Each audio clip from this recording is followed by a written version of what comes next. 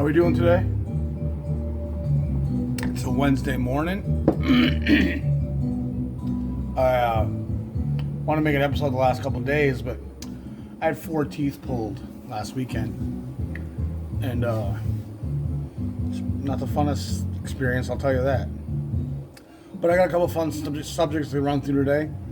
Got some master sounds playing in the background. I don't know how many are familiar with the master sounds. We're going to dive into those guys in a minute here. But first of all, I want to start off with some great Duke Ellington. And Ellington is one of the great architects of this music. For those of you who aren't familiar with Duke, you beginners, every jazz collection, every jazz fan needs to have Duke Ellington in their collection. And where to start is tough to suggest because it's such a huge body of work. By many, he's considered the greatest American composer. 2,500 songs are credited to him. He reinvents many of those compositions many different times with his different orchestras over the years. His assemblage of talent throughout the canon of the jazz history is just unrivaled. I mean, the number of guys who stayed with him for decades is pretty crazy. The number of innovators that came through that group. I mean, it's a pretty incredible chunk of the jazz story. If you watch this channel for a long time, you know, to me, Ellington's one of the great Mount Rushmore members of the jazz family, along with Armstrong, Monk, and Charlie Parker. Ellington's innovations are compositional, they're arrangement based, they're innovative in how they approach melody and tonality, and their usage of instrumentation to voice sounds. I mean, he's very clever with how he composes and arranges, and probably his greatest skill set was his ability to recognize in his players what their strengths were, oftentimes before those players themselves recognized what their greatest strengths were. Oftentimes they would be like, this is not what I want to play. I don't think this is what you should be playing. This is how you should be playing. And so in picking one Ellington record, it's not an easy thing to do. And what I'm about to show you is actually a later edition of an earlier session that actually had a few tracks added to it. And you can probably find this later pressing for $15-20, I'm guessing, maybe even less. We're talking Blues in Orbit, and this is not the original cover. This is an 80s resequencing with some, like I said, additional tracks added in. But it's one of the greatest examples of Ellington's genius. Track 360 was added in, if I recall. And also, I think it does come from several different dates. Brown Penny was previously unreleased. I think track 360 was that was released before. One was unreleased, previously released. But anyway, it's an incredible assemblage of tunes. Some of the funkiest, swingingest tracks you'll ever hear. Swingers Get the Blues, The Swingers Jump are two of my favorite go-to if I really want to show some what swing sounds like. I mean, it's just fun, dynamic, propulsed, fantastic. But I mean, there's so many interesting chordal intonation on this assemblage of tunes. Great minimalism. I mean, that's cool voicing. The way they create that melancholic, misty, whimsical. It's really an incredible assemblage of people. And you have Cat Anderson, Shorty Baker, Ray Nance. I think Cat Anderson's on all these sessions. I think he's only on a couple of tracks. It's mostly from 59. A few of the tracks like this one are from 58, from a couple different sessions. But the great Jimmy Hamilton's on most of this. Britt Woodman, John Saunders, Russell Procope, Paul Gonsalves, the great Harry Carney playing baritone. Jimmy Wood, I don't think he's on all of this either. I think he's only on. Jimmy Johnson plays drums on some of it. I think Wood had some health issues. Sam Woodyard. It's really an incredible. Clark Terry's on the early stuff. Quentin Jackson is playing the bone on some of this stuff. It's going through it. I mean, it's really, I think, one of those records that 1,000 years from now, people are going to be like, wow, that was incredible stuff. And it's Shakespearean, it's Mozart-like, it's just high art. And I think a guy like Mozart or Beethoven would hear this and be like, well, there's some things I never thought of. There's some pocket movement feel that we never imagined here in our post-Renaissance European classical traditions. Our idea of composition, we never assembled those kind of sounds and those kind of movements and that kind of energy and propulsion. And again, swing is a very hard to quantify, and there's mathematical breakdowns of what swing is, but it's the rigidity of those definitions falls very short in terms of understanding how something feels when it swings. And I mean, there is numerical explanations for it, but I mean, Brown Penny's just outstanding.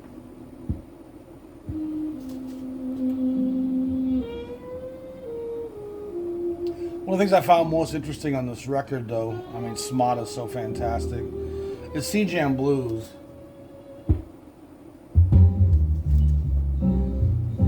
Boom, boom. And there's, I believe it's Ray Nance. No, it's not Nance. It is. Ray Nance plays the violin on this.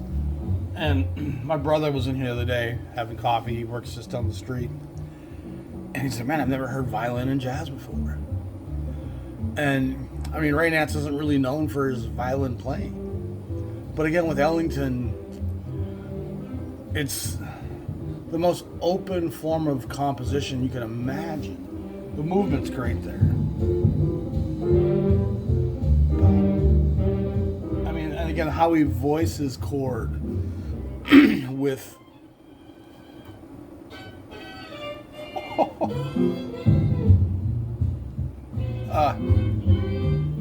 it's just a fantastic tour de force of large ensemble, composition driven, hard swinging jazz. It's never static, it's never boring, it's never placid. This is a brook that's rippling, has current, and has rapids. I mean, and that's part of what makes jazz jazz. The composition is always going to be that lazy flowing river of rigidity. And that goes from Mozart to Metallica.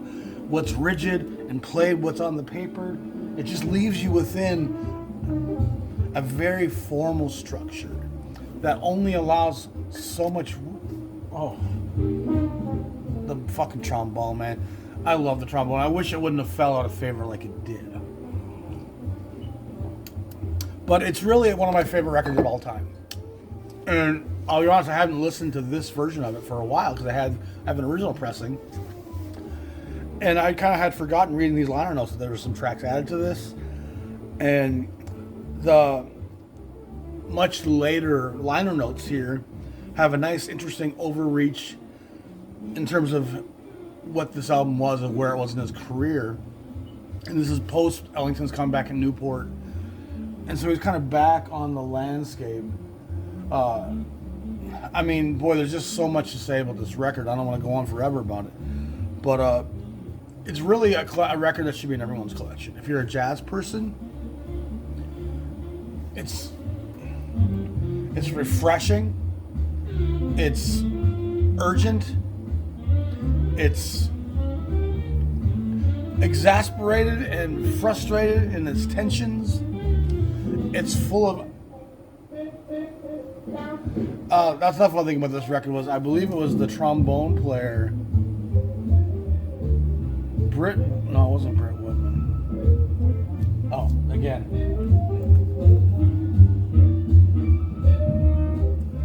I mean, it's just such clever spatial recognitions. It might have been Britt Woodman, the bone player, who was never really into the talking bone. And Ellington suggested he should play the bone. And he had been on tour recently with Quentin Jackson and the band, who was a great expresser that way. And I'm actually going to find the passage here. Okay, so the unusual personnel of the 59 session was partly due to changes in the band, past and pending. Jimmy Johnson had temporarily taken over on drums for the ailing Sam Woodyard, who I had mentioned was falling ill, and it's heard in the set's first 3 tunes only. Johnson was a good substitute, and his playing reflected his knowledge of the powerful style Woodyard had developed for the band. Booty Wood, who was the guy I want to talk about, and Matthew Gee, who has some fantastic work at Riverside, had replaced Quentin Jackson and John Saunders on the trombone, and in the trumpet section, then being reorganized, only Ray Nance was present. This odd balance of instrumental forces might have daunted many arrangers, but Ellington and Strahan and clearly took it in stride. So it's on Sweet and Pungent that a well-titled and attractive blues arrangement prepared by Strayhorn that features a relatively unknown name, Booty Wood, who's a bone player. And it says here, although he had sat alongside Quentin Jackson on the European tour and had time to consider Jackson's art with the plunger mute, he was surprised that Ellington called on him to take the major role here. He acquitted himself so well, talking with conviction, that he found himself virtually embarked on a new career as a plunger trombone specialist. A career he subsequently pursued successfully, not only with Ellington, but also with Earl Hines and Count Basie. I mean, that's the bone. It can sing. And if I recall,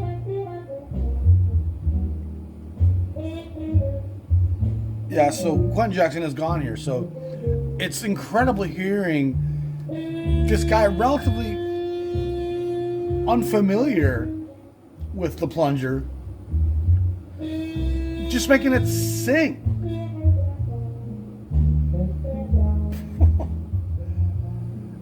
And again, it's so rooted in the blues.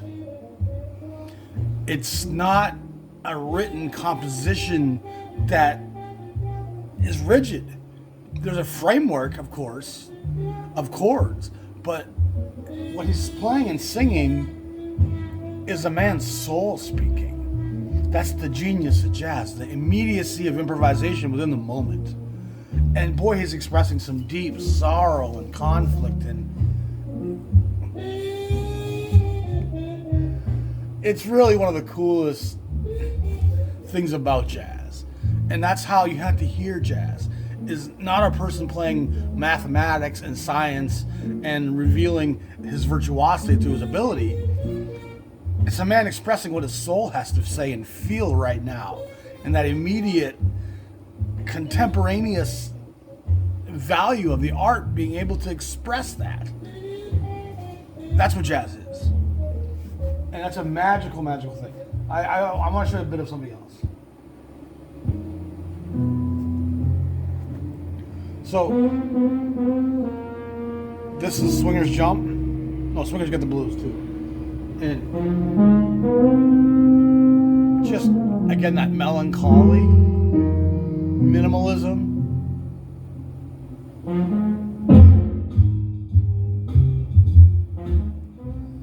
It's so fucking good.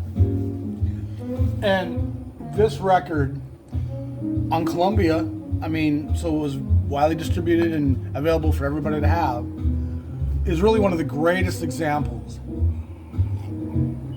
of what jazz is and how we should be looking at the broadness of what it expresses. The limitations of so much of the modern interpretation of jazz falls so short, and there's so much more to it than the avant-garde and the spiritual and these weird little vernaculars that were small branches of a tree.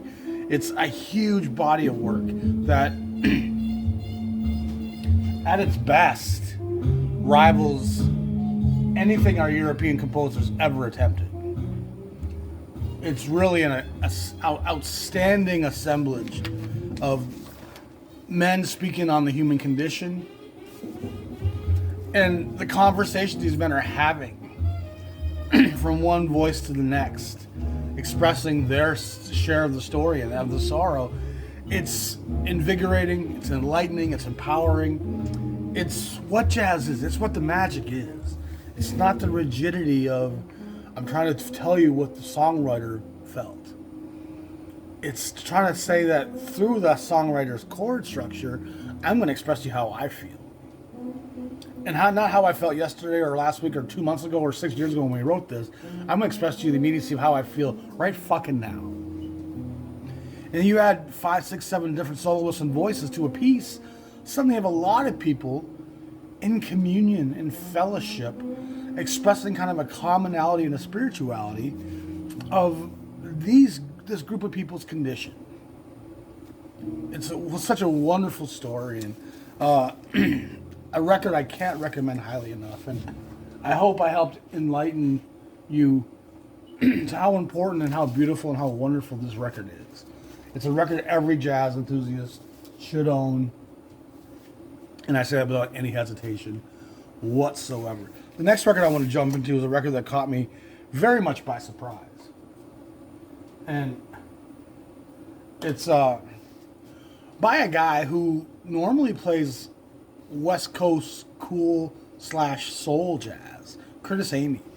And you know him, I think he's a Texas guy, but he played mostly on the West Coast. He has some great records on Pacific Records.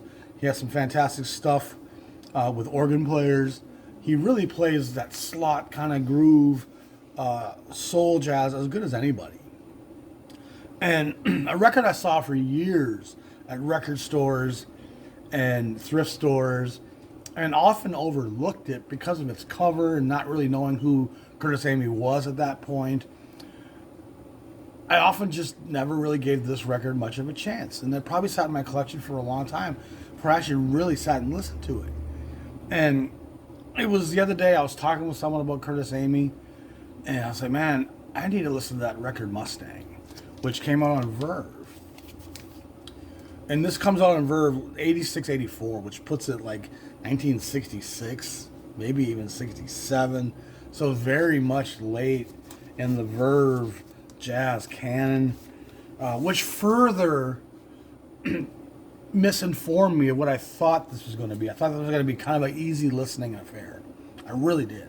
You look at the cover with the horse from the merry-go-round.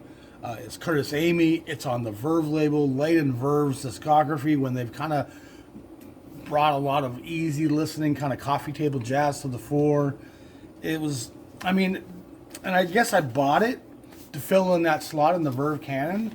And I probably, if I ever listened to it, I didn't listen to it very closely. And upon playing it the other day, I had to listen to it 3 times because it so shook the foundations of my assumptions. And it just goes to show you that some of these guys weren't rigid in their form or their genre or their vernacular. And he was very much willing to embrace the innovations like John Coltrane and some of the stuff that was happening around the country. And this record, it has a propulsion to it and a intensity and elements of dissonance, elements of the avant-garde. There's some Eric Dolphy stylings, Mingus Monk. You can just feel all these people who've impressed upon these young men. It's an interesting group here. Not your traditional lineup of men. Curtis Amy plays tenor and soprano. On first listen, I would have guessed that was Coltrane. It's got a Coltrane impulse kind of feel, not a late Verve feel. And even the song title, Mustang, I'm like, it just doesn't seem like it feels like it's gonna be R&B-ish. Leroy Cooper plays some baritone on this, and it's really fantastic baritone, if I might say so myself. And flugelhorn, Jimmy Owens on the guitar, some great guitar work. Carl Lynch on the piano. I think there's another piano player at times. Kenny Barron plays the drums. I believe he's the brother of Bill Barron, the sax player. Bruno Carr on the bass, Edgar Willis on the vocal, Ava Harris I mean, it's got some of the sonic dissonance of Coltrane's My Favorite Things, but Impulse for live versions of it. Not like that Atlantic one where it's kind of easy to listen to. This has a real edge to it and an intensity to it. And the whole record is rough and tumble like that. And Mustang, which opens both sides of the record, they do parts of the track Mustang. I kind of had to dive a little deeper into that. I'm like, why do I know that song Mustang? Where's that ringing a bell from? And I was trying to place it. And I thought it was like, is this Mustang Sal? I mean, it's not Wilson Pickett. What is it? And of course, when I dug a little deeper, I remembered that this fantastic record by Donald Byrd was called Mustang. And turns out this predates that by about 6 months, maybe less. And so they're covering Mustang quite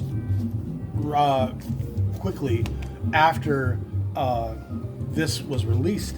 And Mustang was written by the great Sonny Red, a Detroit guy who played the alto, a lot of Parker influences. And we listened to this as well, me and my friend Brian. And great cover. This version of Mustang is a bit more boogaloo. Although the Mustang here is kind of boogaloo as well, not quite as dissonant as this. I mean, that's not a lot on Verve that sounds like that, to be honest. I would have guessed Impulse all day long on that. But the song is credited to, I believe, a Red Kiner, Sylvester Kiner, and it turns out that is Sonny Red. Sonny Red was his jazz name that he used for most of his releases. And so we ended up listening to this, and this has some great Sonny Red on it because again, he wrote that song Mustang. Hank Mobley's on this, McCoy Tyner's on this, Freddie Waits and Walter Booker round up the session. This is McCoy Tyner post Coltrane. And so, as I've said before, I've read how McCoy... I love baritone. But this is McCoy post-Train. And so I think he was pretty excited to get away from some of the epic dissonance that was happening with that Rashid Ali, Pharoah Saunders, Coltrane ensemble at that point. I mean, he often said he could barely hear himself most of the time, just lost in the cacophony of what was happening. And so Mustang, Curtis Amy, turns out is a fantastic, fantastic record that I had to listen to multiple times. This was a record I hadn't listened to enough and was fantastic. So I had to dig out a few more Sonny Red records, listen to them. And this is his Blue Note release with Wynton Kelly, Sam Jones, Paul Chambers, Roy Brooks, and Jimmy Cobb. So again, Sylvester Kiner's his real name. Here, Bluesville is fantastic on this. Blues in the Pocket. I mean, great Reed Miles cover. That's pretty good, timeless font, pretty timeless color structure. And then Sonny Red got, I believe, 4 records at Jazzland, which is a Riverside subsidiary, starting with this one with Yusef Lateef, Blue Mitchell, and Barry Harris. And if I remember, Red, Lateef, and Harris for sure are all Detroit guys.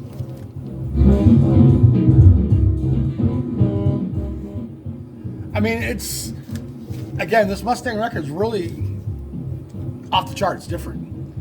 I mean, especially for Verve in this point in the Verve's catalog. Great record. I listened to this morning and last night. Blue Mitchell and Grant Green again on this, and this is a weird cover. I'm not even sure really exactly what that is. It looks like petrified bats or something, but it's I've never really figured out what. It's just some art by a young Swiss artist named Eric Bainon, assembled to the Museum of Modern Art. So it's just, that's all it is, I guess.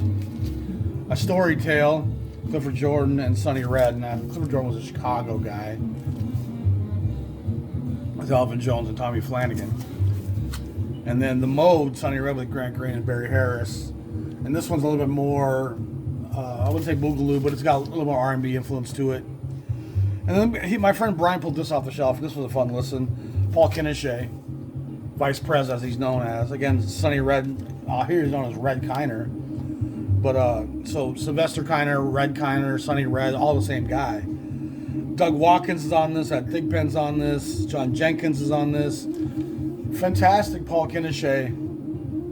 And you can really hear how much Lester Young is in Kinnishe's sound on this. Fuller is fantastic. Another great example of where jazz was in the early mid-50s. And seeing this session with Watkins, it made my friend pull off this record, which is a Savoy session from probably 56. And it's since been kind of credited as a Mobley record, even though it was never really billed as a Mobley record. It was billed as the jazz message of. And let's not be fooled by that wordplay. They are hinting at this is a lot of Jazz Messenger alumnus here. And it really is. And it got me thinking when this was recorded, what was the status of the Jazz Messengers? And of course, that required a little bit of having to go through my mental files and try to remember the lineage of the Messengers. And it's a convoluted mid-50s Messenger message because the first session that we think of kind of as a Jazz Messenger session was those Birdland 10 inches of Blue Note, 53, 54. And that's with Curly Russell, Blakey, and Luke Donaldson and Clifford Brown. I mean, Horace Silver, and that's great stuff. But they're not really known as the Jazz Messengers yet, but it's kind of like a pre-proto Jazz Messenger lineup, and it's certainly proto hard bop. It's like that Clifford Brown, Max Roach. It's the templates being set. And it's not long after that they go to Columbia, Horace Silver and Art Blakey with Donald Byrd, Doug Watkins, and Hank Mobley. And that's that first Jazz Messenger record on Columbia. And already by the second Columbia record, that lineup's changed with Jackie McLean and Bill Hardman and Spanky DeBress is in the group. I mean, it's a different lineup and then that lineup, McLean leaves at times, Johnny Griffin steps in for a time, McLean comes back, and eventually that whole lineup gets kind of disassembled. Silver has already gone his own way with Mobley and Watkins and Donald Byrd, and they're doing Horace Silver's work at that point, which is all part of the Messenger tree. And then Silver gets another lineup by 57, 58, which ends up bringing Hank Mobley back to the Messengers. Donald Byrd's recorded for Transition. He ends up back at Blue Note again by 58, 59. Lee Morgan steps into the Messenger chair. I mean, it's a very convoluted. Curtis Fuller ends up in the Messenger chair. So what you see here with Byrd, Mobley, Watkins, Horace Silver, you do see a lot of Jazz Messenger alumnus in this nucleus of the Messenger family tree. And so the jazz message of these men, again, which has been attributed to Hank Mobley at this point, and that's his silhouette you'll see there, is an allusion to that. And the funny thing is Mobley's not on both sides of this record. There's two different dates on here, and two players appear on both sides. Donald Byrd, who actually has a Savoy session as a leader, it would have made more sense to make this a Donald Byrd session. And Kenny Clark, the drummer, he's on both sessions as well. Mobley's not.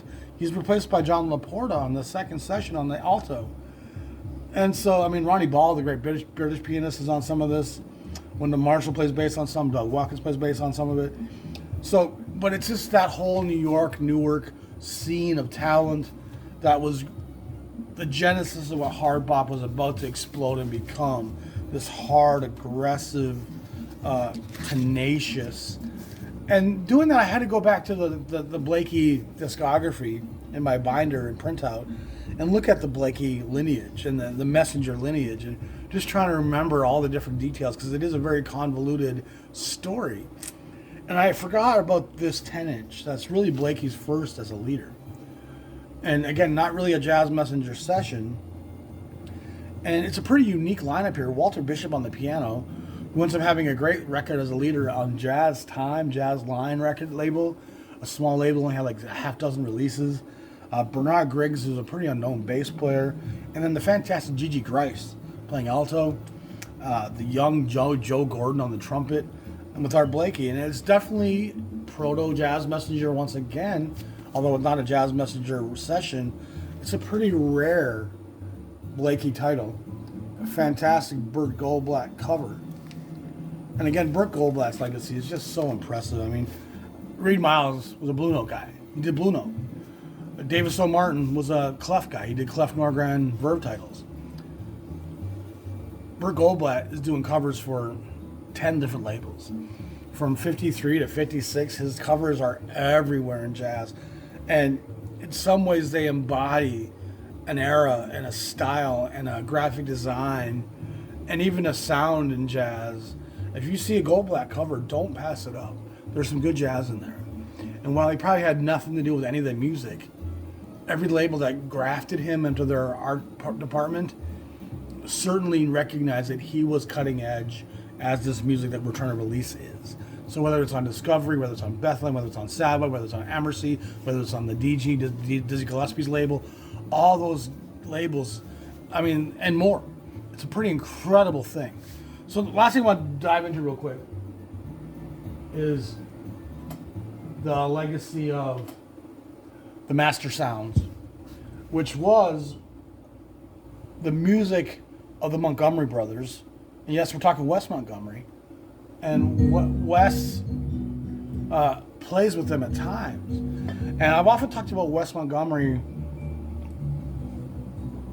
and I wish his body of work was bigger because he passed away kind of young, and how a lot of his Verve stuff from like 63 to 70 and even his A&M stuff, there's some great playing in there, but he's playing kind of saccharine arrangements, poppier side of the music.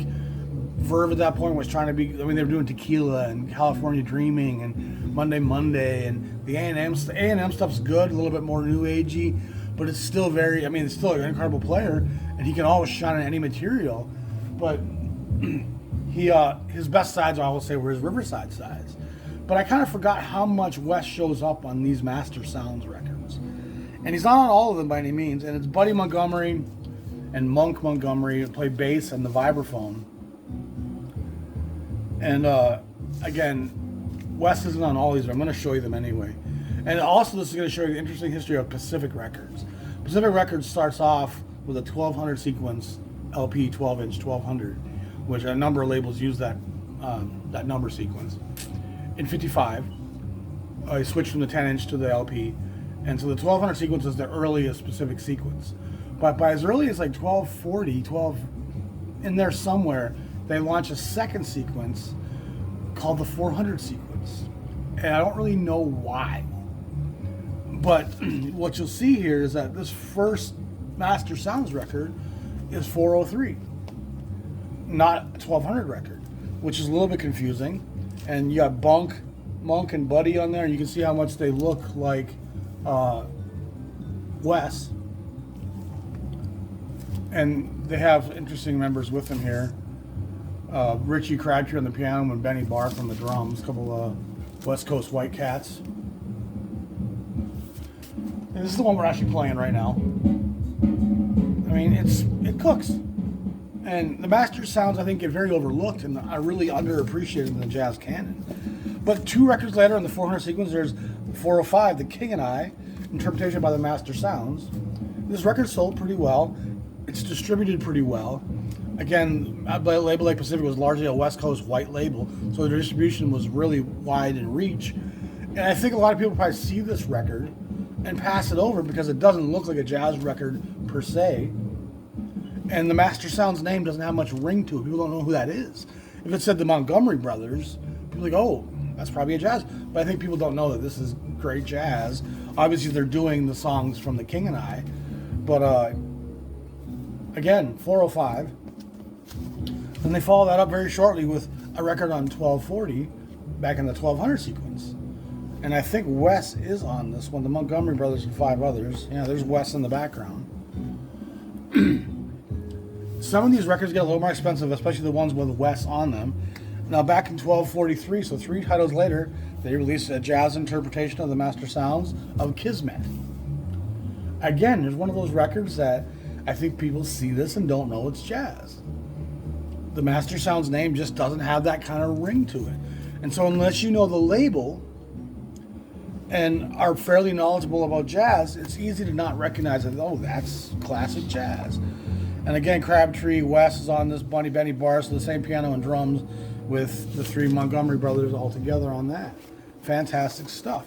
1252, Flower Drum Song, again, taken from Broadway.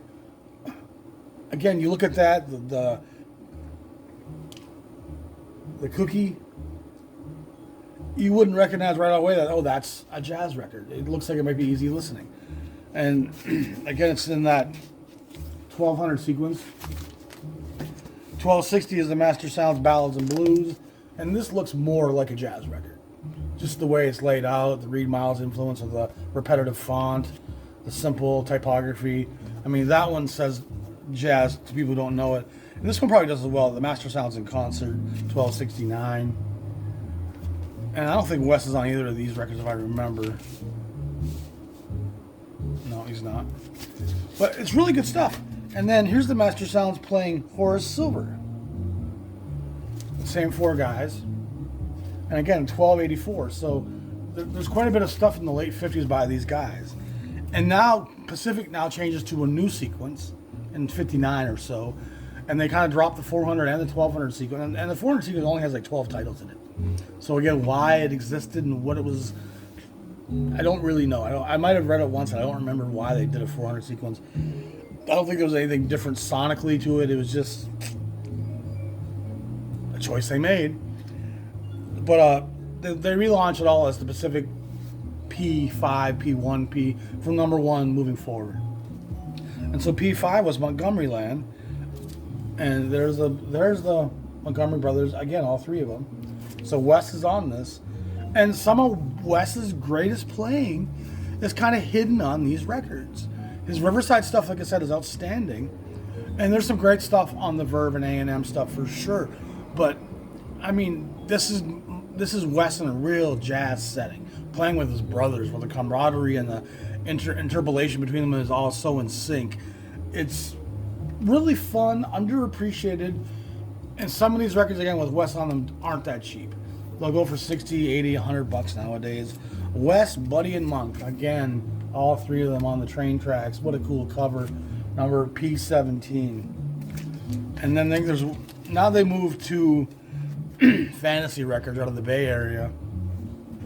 And 3305 this probably puts this like 1959, 60. And if I remember, it's on blue vinyl.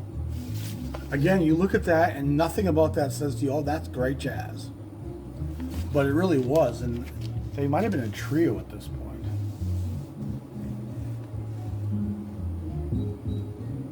I don't see. But fantastic stuff. And again, Master Sounds, if you see those records, they sold pretty well, all of them. There's the Montgomery Brothers, 3308, and again, all three of them are present on this Fantasy record. And I think this is also on colored vinyl. And so, a real surprising way to find Wes Montgomery turns out to be is on these fantastic Master Sounds records. And lastly, a date with the Master Sounds, 3316 on Fantasy. Again, you look at that cover and you don't think, oh, that's got to be a great jazz session.